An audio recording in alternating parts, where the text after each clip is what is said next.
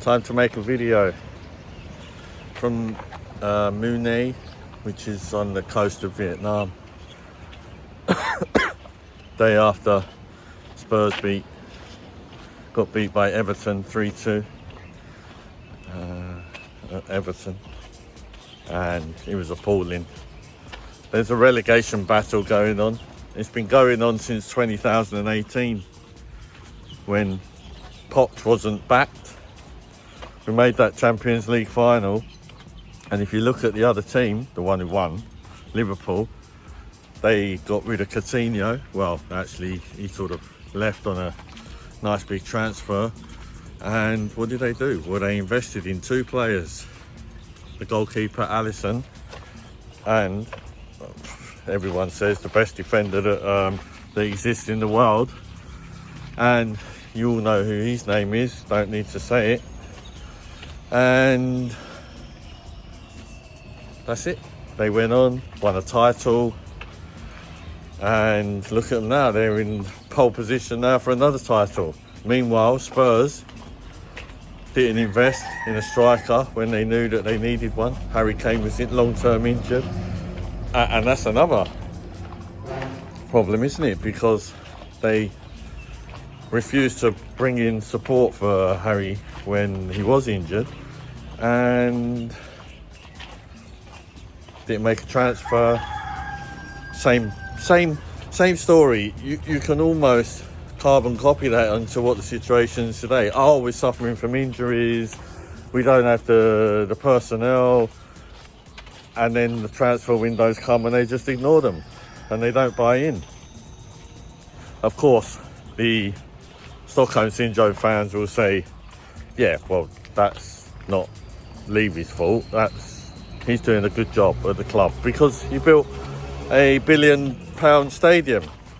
Well, anyone who knows me knows how I feel about that. You can build a Rolls Royce, but if you put a pony at the front to pull it along, you've just got a pony pulling a bit of metal around.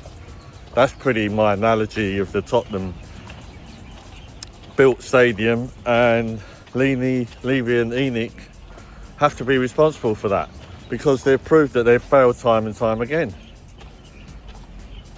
So the stadium and your fans, and I digress, you can't keep using that as an excuse. A stadium doesn't win titles, a stadium doesn't win trophies. And I'm not saying I'm ungrateful for the fact we have that there. It's definitely a brilliant thing to have, but it's no good if you're not going to invest on the pitch. And that Champions League final, there's obviously something wrong with the contract negotiations and the creation of contracts at Spurs. Why on God's earth was Harry Kane, who was just coming back from injury, a long-term injury, why after Lucas Moura had the game of his life, and without him we would not have gone through after beating Ajax in the semis, we would not have been in that final. It's simple as. Lucas Moura got us to that final. And what was the gratitude that he was shown? He was benched. Harry Kane was played in the final, and we all know how that turned out. So just one after the other of appalling decisions by Levy. And you could say that's the manager. Poch made that decision regards Kane and Lucas Moura. Does it matter? It doesn't matter, because there are other cases where the problem around player selection, player recruitment has surfaced. Many, like Dyer. Look at Dyer, how long he played out of form, the amount of mistakes he made. He was not good enough. Why? Another long-term contract player that was played because he was, who knows, right? But the unwillingness to back in key moments was proven under different managers. They got rid of Poch. Why did they get rid of Poch? Who knows? I tell you what, when it came to big managers coming in, Mourinho, Conte, they said the same thing. They knew the problem. The rot was in the club. You could put the Real Madrid, that, you know, with the Ronaldo and the Beckham, the Galacticos. You could put the Galacticos in, like, you know, in their prime. You could take them and you could put them in the Spurs Stadium today, and I guarantee you within a year or two they'll all be leaving, or they'll be mid-table, or as we are in now, a relegation battle. That is the problem at Spurs. The problem is not the personnel. The problem is the management and the ownership refusing to back and create a culture in the club that suggests they are title winning side, and not just a marketing strategy to pick one or two key players that sell shirts. And that's what Kane and Son has been. Well, one of them's left, and Son's got to be on his way out the door. As everyone says, a great servant to the club, best produced Asian footballer, no doubt, and deserves every accolade he didn't get. But it's time. You know, he's an aging. He needs to go. He needs to be put out to pasture. God bless him. And you have, sticking with the recruitment problem, a manager that stood up and said, Conte I'm talking about, stood up and said, this is just not good enough. There is no heart in the team. There's no heart. They are used to losing. This is what he said in the final post-match interview, wasn't it? He said, this is a team that have no heart. They don't want to win. They're happy to lose. They're happy to be losers. And I'm paraphrasing, but they're happy to be losers. That's where it was at with Conte. And what did the fans do? Turned on him, out, Conte out. Again, overlooking the Levy-Enoch. Now, I'm not a sort of I'm not on a witch hunt. I'm not on a witch hunt for Enoch and Levy. I'm not on a witch hunt just for the sake of it. I'm talking about data. I'm referring to history, decisions. We all know as Tottenham fans what they are. Whether you're burying your head in the sand over the impact that's had on the club to date or not, we know the facts. We know the problems with the personnel and the recruitment. So let's talk about their most recent manager, Ange Postecoglou. Comes in on the back of winning various accolades at other clubs in other leagues around the world, and seemingly, according to my concentric friends of Ange, who know him personally, they say he's a good man, you won't go wrong. And I believe that is the case as well, to a certain extent. I believe the language of Ange has been one of, we're going to turn this into a winning side, we want to win things at this club, and we're going to play all out attacking football, and that's what we're going to do. Of course, he falls by the wayside when he turns around and says, we don't have a defence, we're not going to change, we're just going to keep playing with everybody in the opposition's half. Well, yeah, if you can get a tune out of the team and enough confidence in them to do that, but then you're relying on players to track back like the Van der Vens and the Dragosins, who aren't really up to it, who have pace, who can come back and play a back four on their own. And that's essentially what Ange is saying. He's saying to the defenders who aren't defenders now, because the ones that are injured from the complete the dragging them into scenarios where they have to rely on excessive amounts of fitness, and anybody who knows about knees and legs and hammies knows when you do too much of impact, like running, stopping, turning fast, repeating the cycle in reverse, lots of impact movements, eventually something has to give, and it's knees and hamstrings and ankles and feet. And this is where the majority of the injuries are, in the injury pot known as Spurs' bench, which is, well, it's not even a bench, is it? In the physio room, wherever they are, they're not playing. And that's not the reason that they're failing on the pitch. The reason that they're failing on the pitch is because Ange refused to address the problems, which, if he'd have dealt with them earlier, we may have had a fighting chance. He refused to play a defensive line. He refused to set up the team to deal with teams that have sussed Tottenham out regards on playing on the counter. And it's not easy, is it? Let Tottenham come at you, play on their counter. Press them. They don't like being pressed. They're not capable on the ball to hold on to the ball. They're not capable of running through men. So just keep pressing them, playing them higher up the line in their own box, and they'll pass it around the back. And they always pass it back anyway to the keeper. They'll get a corner. Tottenham will get a corner, and then they'll pass it back to their own keeper. Tottenham will do a short corner to Maddison, and it's like a chocolate fire guard. What's the point of playing a short corner? You're 2-0 down and you're playing short corners. What is all that about? I'll tell you what it's about. They have no set play tactics. They don't know what they're doing. They can't cross the ball into the box.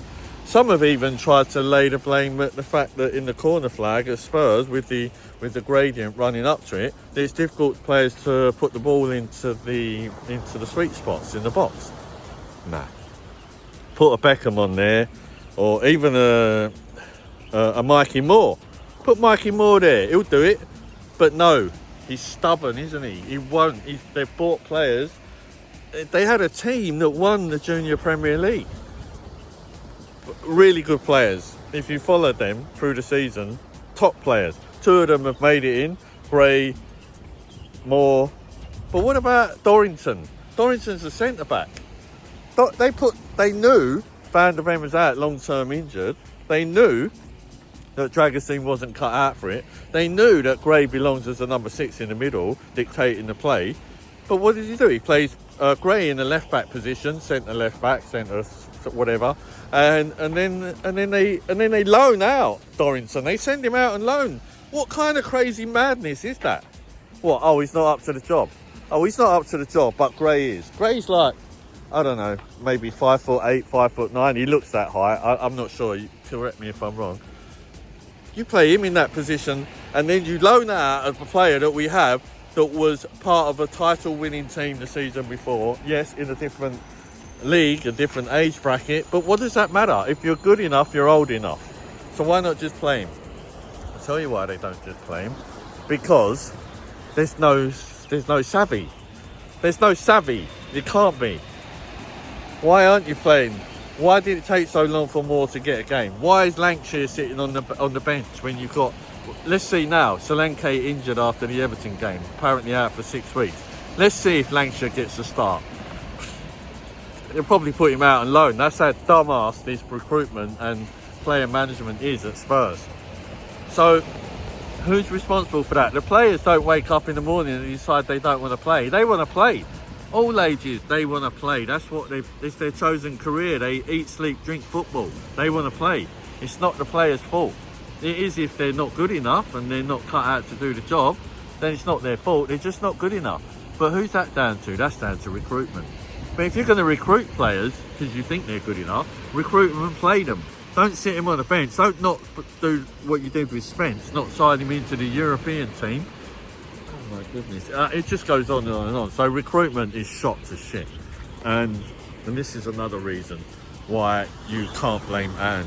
Because, okay, you could say, well, some of those players were his choice. We don't really know. We don't know whose choice is what when it comes to player recruitment.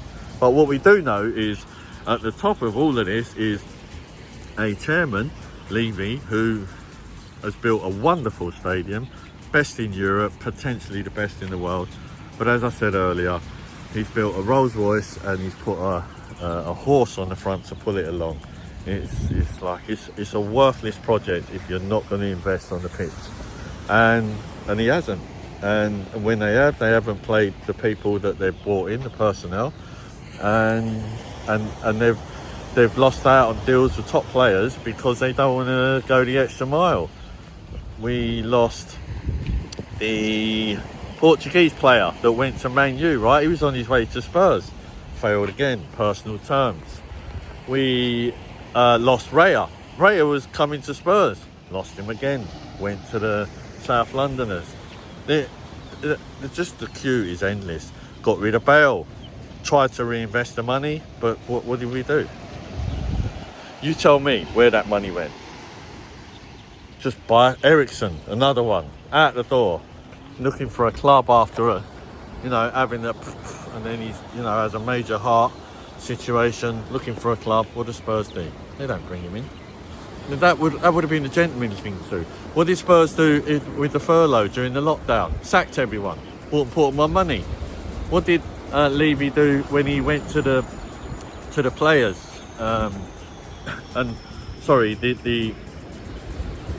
The fan zone, the fans forum.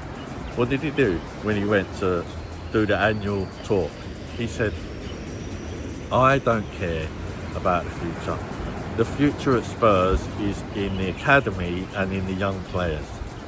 All right, that was quite a few years back, and since then he's proven that it's not true, because the academy players and the ones that have proven themselves are struggling to get into a struggling Spurs side, and B, the investment into those players in terms of turning them into decent players is for him loaning them out. Why? Because he gets them off the wage bill. So I don't know what he does. I don't know what Levy does with these player contracts, but in terms of him mismanaging the future that he said he's going to create, it's just astounding. None of it adds up. It's like that during the COVID when they said, you can go to a restaurant, but you can't stand up. If you're sitting down, you're all right, but if you stand up, you could risk catching COVID or giving it to somebody. So if you're sitting down, you're all right. It's the same mentality, isn't it? I'm tired of ranting over Spurs. I'm tired of talking with my father, who has been a lifelong Spurs fan. I'm not tired of talking with him, obviously, but I am over the subject of Spurs, and we've been saying for the last few years this is a mid-table team at best, and it's sad to say, and this is my father's in his 70s. My father said they would probably do well to get a relegation, because then who knows how long it's going to take them to get up, but maybe it'll kickstart, and this is where I come in, maybe it will kickstart their heart, because they need a defibrillator the size of Wembley Stadium down at Tottenham, because I can't see any other way. There's no heart in the club, there's no fight. You've got managers choosing captains for the pitch that are quiet as mice. Where's the Roy Keanes of the world? Where's the Dave Mackay's of the world? No, instead they pick the lovable, likeable Asian player who's going to sell shirts, but he's not going to put titles or cups in the cabinet, is he? Let's face it. Madison's the same. And for me, I'm Archie Gray. Number 6, captain, playmaker. Build the club around Archie Gray and bring all his mates in from that title-winning season he had in the 21s, and that's where I'm at. And which is stupidly ironic, because that's exactly what Levy said he wanted, but yet here it is, and he's ignoring that even. So you have to come back to where the problems emanate from, and as I said, the problems are with Levy and Enoch, because clearly they say one thing and do another. They're like a toxic parent that you can't get away from, because if you leave, then social services might catch you on the street and put you in a home, and then you're going to get buggered by everything that moves. Or you ride it out at home and you suffer the indignation, the lies and the treachery of your parenting, and you just accept that when they tell you they love you, they mean it, even though they don't show it. So the words don't match the actions. And this is the club called Tottenham Hotspur, and they're going down.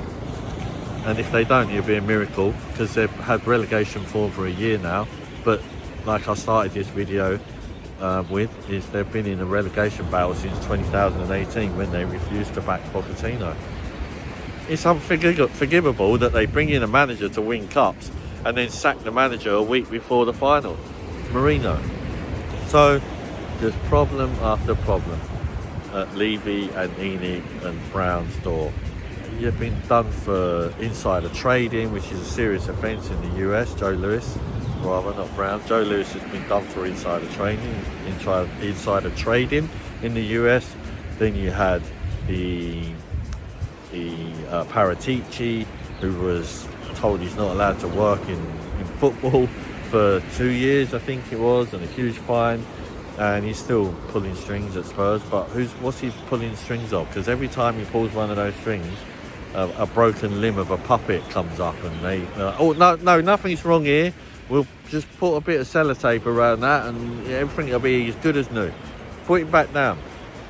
My analogies for the club run deep. I'm a very disgruntled Spurs fan, and this has been writing on the wall for some time now. I'm David Sorkin in Vietnam, trying to find positives about a football club that I've supported as man and boy. 3 generations of us going over White Hart Lane, supporting really a team that's had maybe 6 or 7 years of decent quality football with decent players. And that's it. That's a lot. Since 60, 61, that's a lot. 64 years of pain, and out of that 10% has been glory. So the glory days and the glory Tottenham Hotspur, you're dreaming, mate. It doesn't exist.